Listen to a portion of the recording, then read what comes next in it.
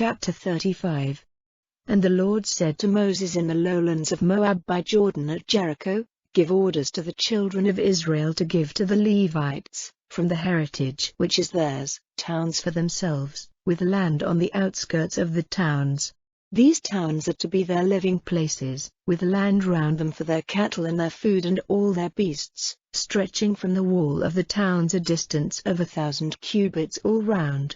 The measure of this space of land is to be 2,000 cubits outside the town on the east, and 2,000 cubits on the south and on the west and on the north, the town being in the middle. This space will be the outskirts of their towns. And the towns which you give the Levites are to be the 6 safe places to which the taker of life may go in flight, and in addition you are to give them 42 towns. 48 towns are to be given to the Levites, all with land round them.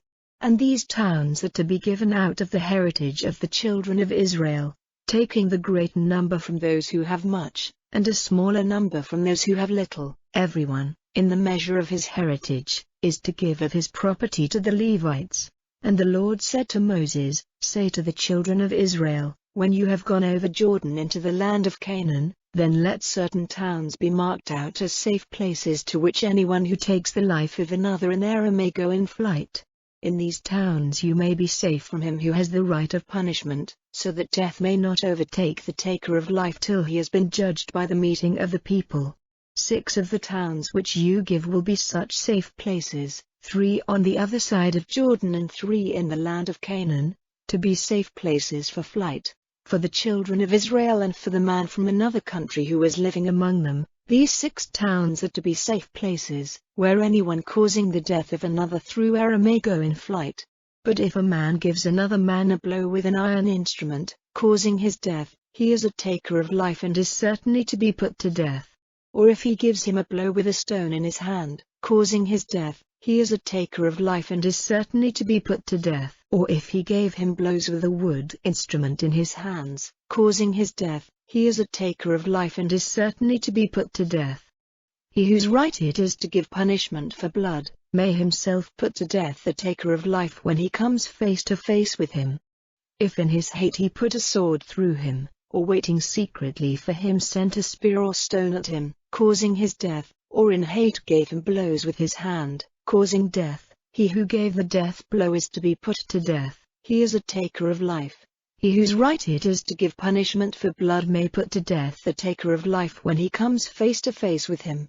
But if a man has given a wound to another suddenly and not in hate, or without design has sent something against him, or has given him a blow with a stone, without seeing him, so causing his death, though he had nothing against him and no desire to do him evil, then let the meeting of the people be judged between the man responsible for the death and him who has the right of punishment for blood, acting by these rules, and let the people keep the man responsible for the death safe from the hands of him who has the right of punishment for blood, and send him back to his safe town where he had gone in flight. There let him be till the death of the high priest who was marked with the holy oil.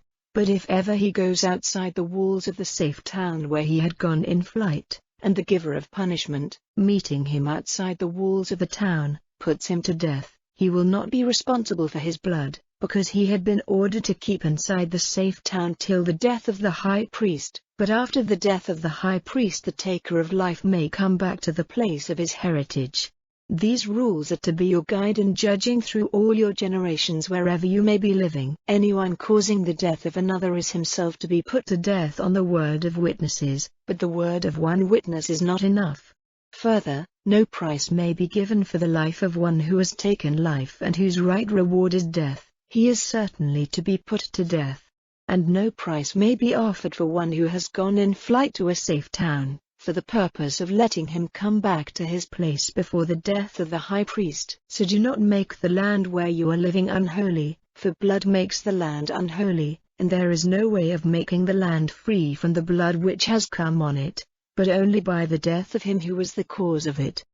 Do not make unclean the land where you are living and in which is my house, for I the Lord am present among the children of Israel.